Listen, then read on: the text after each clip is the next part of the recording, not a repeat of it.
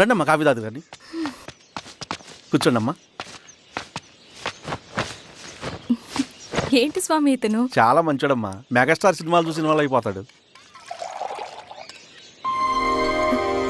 స్వామి అమ్మా ఈ కాఫీ నేను ఎక్కడో తాగాను.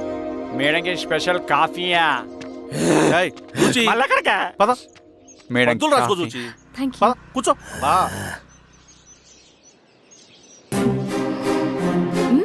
కాఫీ బాగుంది.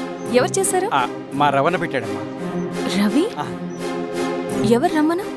రవణ మేడం పిలుస్తున్నారు.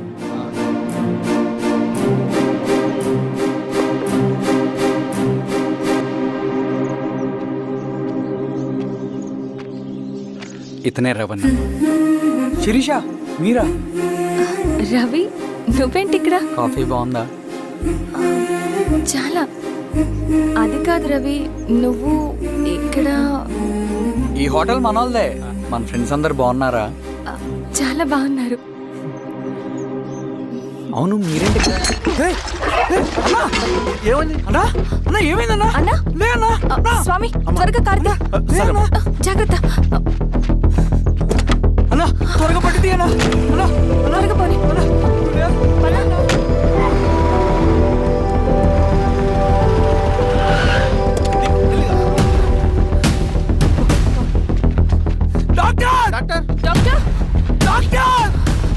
ఏమైంది డాక్టర్? త్వరగా చూడండి డాక్టర్.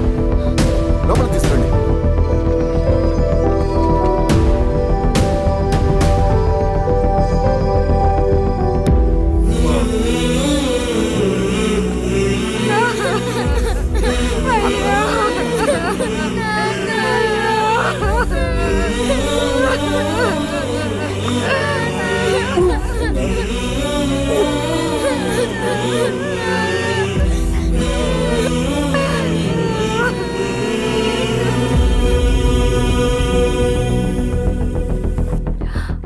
ఎలా ఉంది డాక్టర్? డాక్టర్ చనిపోయాడమ్మా.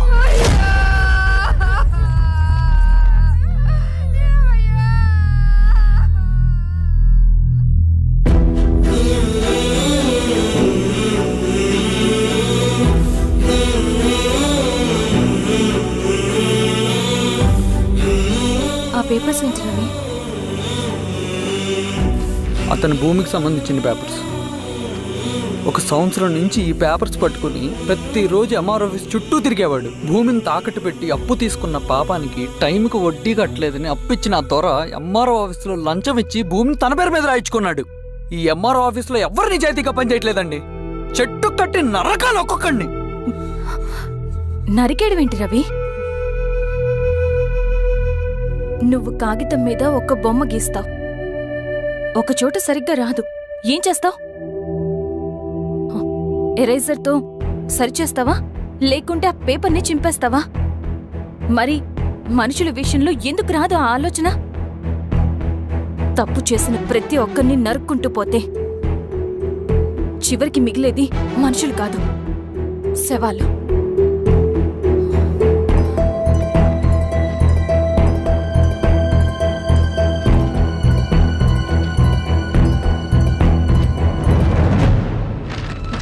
పదరవి రా.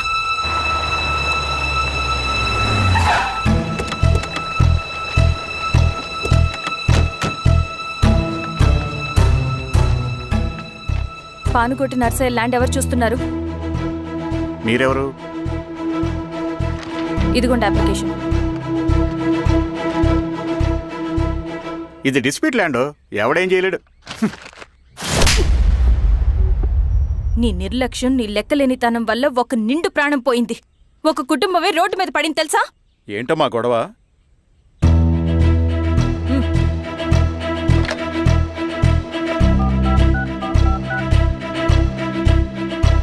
Hello sir.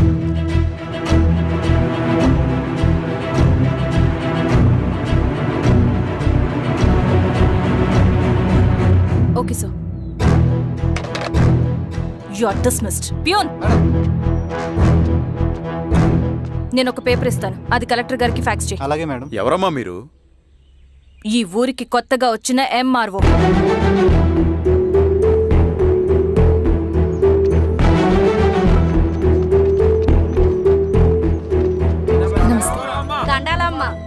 మీ పరిస్థితులు నాకు తెలుసు. పని చేస్తేనే మీకు పూట గడుస్తుంది. పనులు మానుకుని మీరు ఈ ఆఫీస్ చుట్టూ తిరగాల్సిన అవసరం లేదు. మరి ఎట్టాగమ్మా? నేనే మీ ఊరొస్తాను. ఆ రోజు అరగంట వీలు చూసుకుంటే చాలు, మీ పని పూర్తయిపోతుంది. దండాలమ్మా.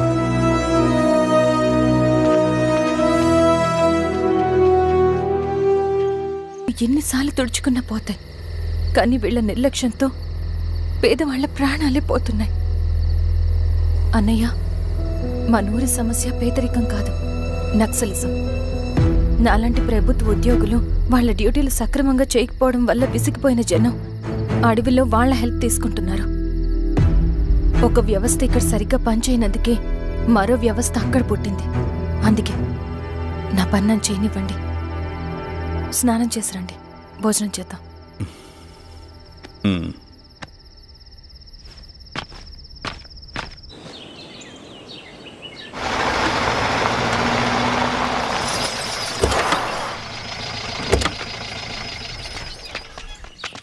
నమస్కారం అమ్మా.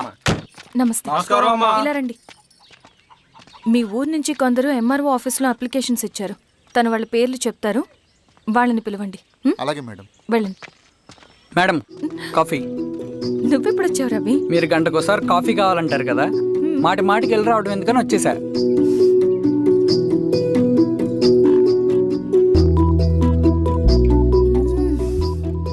రవి, ఈ కాఫీ కోసమైనా నేను పెళ్లి చేసుకోవచ్చు. అదేంటి అలా అనేసారు? That's a compliment. భలే వారండి బాబు. దండాలమ్మా.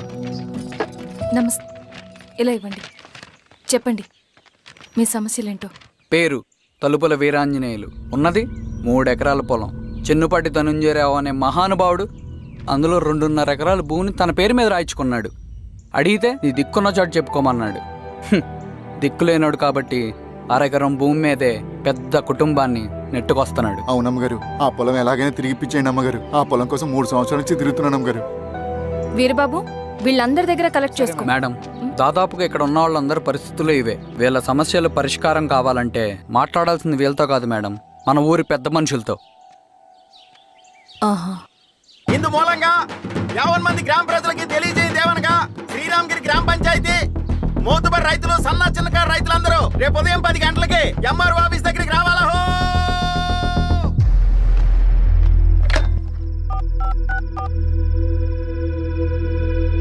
హలో, ఎవరు? నమస్తే బాబాయ్, నేను ఈశ్వర్ రెడ్డి. ఈశ్వరా, ఎలా ఉన్నావు? బాగున్నా. చెప్పు బాబాయ్, శిరీష్ ఎంఆర్ ఆఫీస్లో భూ సమస్యల గురించి రేపు మీటింగ్ ఏర్పాటు చేసింది. ఈ విషయం మన వాళ్ళంతా ఎలా తీసుకుంటారో అర్థం కావట్లేదు. అందుకనే మీకు ఫోన్ చేశాను. శిరీష్ చెప్పింది చేయండి, అదే మనకి కలిసి వస్తుంది. సరే బాబాయ్, ఉంటాను.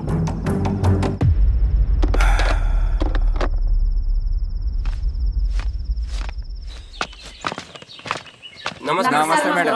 నమస్తే అమ్మా. కూర్చోండి. పొలాల్లో పండిన పంట కోతకొచ్చినా ఈ రోజుకి ఒక్క గింజ కూడా తెగకుండా పక్షులకు, పందికొక్కలకు ఆహారంగా పోతుందంటే దానికి కారణం ఇది. ఈ ఊరికి పట్టిన దౌర్భాగ్యం మీరు చేసిన అక్రమాల చిట్టా. కడుపు మంటతో ఉన్నవాళ్లు మీరు చెప్పిన కూలీకొచ్చి ఎందుకు పనిచేస్తారు?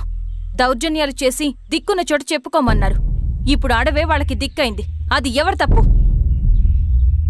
మొత్తం 100 ఎకరాల పైచిలుకు భూమి వాళ్ల దగ్గర దౌర్జన్యంగా లాక్కుని ఇన్ని సంవత్సరాలుగా మీరు అనుభవిస్తూ ఉన్నది. మీ అంతట మీరుగా తిరిగిచ్చేస్తారా, లేదా చట్టం ఎలా పనిచేస్తుందో మీకు చేసి చూపించమంటారా? అలా చేయండి మేడం. నువ్వు ఆగవే నరసింహులు. ఏం చేయాలో మా ఎంఆర్ఓ గారికి బాగా తెలుసు.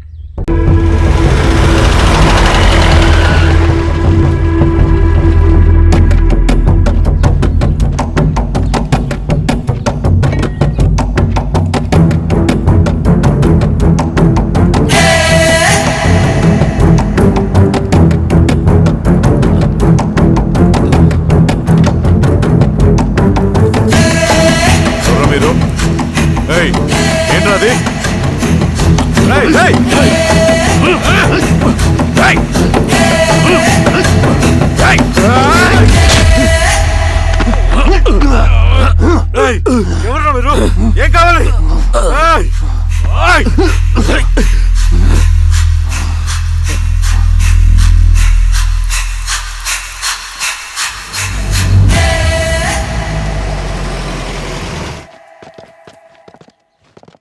సార్ మన పోలీస్ టీం అడవంతా జల్లెడ పడుతున్నారు sir. You don't worry sir. చూడు ఇన్స్పెక్టర్, సాయంత్రంలో ఈశ్వరయ్య ఇంట్లో ఉండాలా. వాడికి ఏమైనా అయితే మీ డిపార్ట్మెంట్లో ఏ ఒక్కడిని విడిచిపెట్టను నేను. అమ్మా, వాణ్ణి కలవటానికి వచ్చాను నేను. ఇంతలో ఇలా జరిగిపోయింది. నువ్వు ధైర్యంగా ఉండమ్మా. సార్ ఈ కంప్లైంట్ మేడం సైన్. ఇదిగో దీని మీద సంతకం పెట్టమ్మా.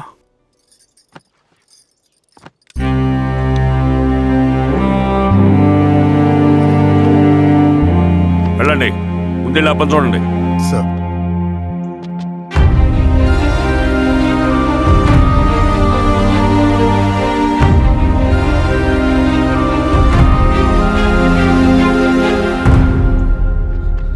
అయ్యా అయ్యా అయ్యా, మన పొలంలో అయ్యా ఏమైందిరా? ఈశ్వర్య శవం శవం శవం. చెన్నారెడ్డి, పద, పద, పద, పద.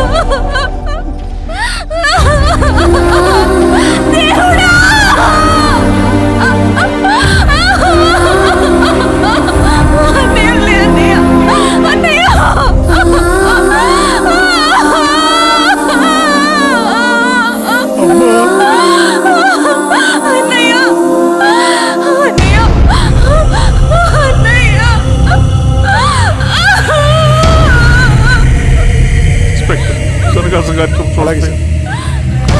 మీరేసా మీరు క్లియర్ చేయి. మీరందరూ జరగండి మా పక్కకి.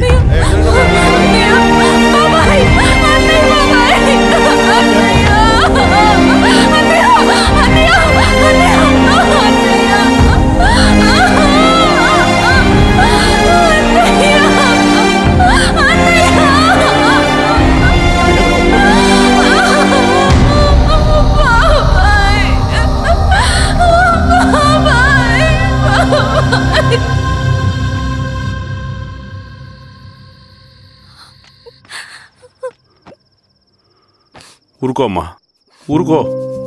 నలుగురికి మంచి చేయాలన్నది మీ అన్నయ్య కళ. అలాంటి వాడిని పొట్టను పెట్టుకున్నారు. ఆ కళ మధ్యలోనే ఆగిపోకూడదమ్మా. ఇందులో సంతకం పెట్టు. బాబాయ్, మీ అన్నయ్య ఆత్మ శాంతించాలంటే నువ్వు ఈ పని చేయక తప్పదమ్మా. కానీ బాబాయ్, నేను ఈ పరిస్థితుల్లో. అమ్మా, పరిస్థితులు చక్కబడాలంటే మనం పవర్లో ఉండాలి. ఇదిగో,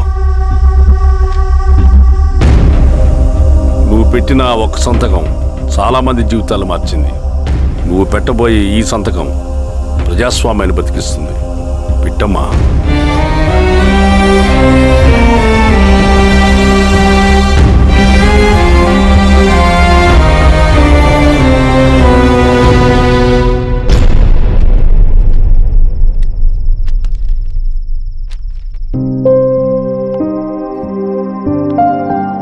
వెళ్ళొస్తాను.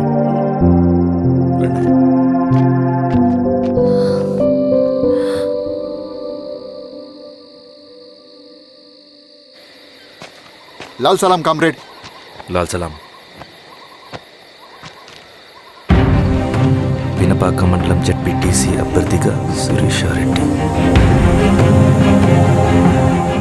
రవిని పిలిపించు. లాల్ సలాం కామ్రేడ్. లాల్ సలాం. ఎంఆర్ఓ శిరీష ఈ ఎలక్షన్ నుంచి తప్పుకోవాలి. ఏం చేయమంటావు అన్నా? శిరీషాని ప్రజాకోర్టులో హాజరుపరచాలి. అది నువ్వే చేయాలి. అన్నా, ఎక్కడికి పోతున్నాం మనం? సమసమాజ స్థాపన వైపుకు. బలహీనుని బానిసగా మార్చి దోచుకోవాలనుకునే బలవంతుడు గుండెలు చీల్చే వైపుకు. అభయం ఇచ్చే ఎర్ర జెండా నీడ వైపుకు. రవి, అందుకే ఎలక్షన్ జరగకూడదు. గెలిస్తే మనమే గెలవాలి. డబ్బు, కులం, రాజకీయ కండబలం, సానుభూతి ఓట్లు కానీ గెలవకూడదు. ఈశ్వర్రెడ్డి హత్య జరిగింది కాబట్టి ఈసారి శిరీషకి హై సెక్యూరిటీ ఉంటుంది. జాగ్రత్తగా డీల్ చేయి.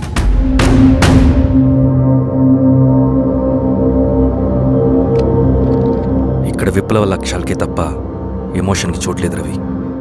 హత్యకి గురైన నరసింహులకు 2 పసిబిడ్డలున్నారు. అలాంటి ఎందరో పసిబిడ్డల భవిష్యత్తు కోసం మనం ఇచ్చేసినాం రవి. రవి, సెకండ్ వరల్డ్ వార్లో జర్మన్ సైన్యం స్టాలిన్ కొడుకుని బంధించింది. తమ జనరల్స్ని వదిలిపెడితే గాని నీ కొడుకును వదిలిపెట్టమని బేరం పెట్టింది. స్టాలిన్ ఏం చేశాడో తెలుసా? దేశం కోసం తన కొడుకుని వదిలేసుకున్నాడు. కానీ జనరల్స్ని వదిలిపెట్టలేదు. అది కమిట్మెంట్ అంటే. అదే కమిట్మెంట్ నీకు మన ఉద్యమం పట్ల ఉంటే వెళ్ళి శిరీషను తీసుకురా.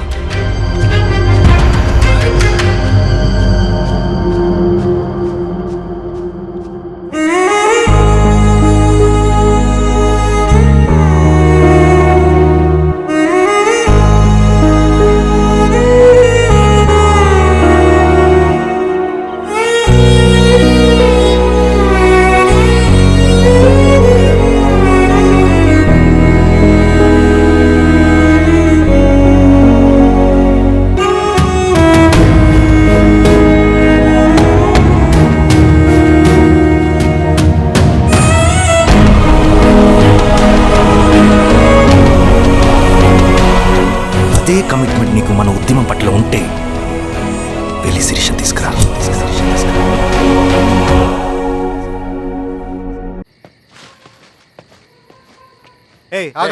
రేయ్ సార్, రవి మనోడేరా? వెళ్ళు. అమ్మా, భోజనం తీసుకురమ్మంటారా? నాకేం వద్దు. భోంచేయకపోతే ఆరోగ్యం పాడవుతుంది శిరీష. నువ్వు వెళ్ళి తీసురా అమ్మా. సరే. రవి, నాకు ఒక మంచి కాఫీ చేసిస్తావా? తలనొప్పిగా ఉంది. చేసిస్తా కానీ తర్వాత నువ్వు భోంచేయాలి.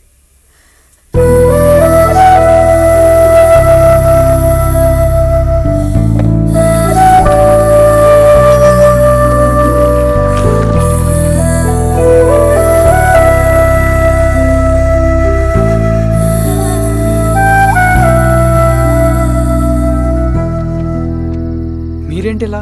మంచినీళ్ళ కోసం వస్తున్నాను. ఓ, లోపల ఉన్నాయి, పదండి.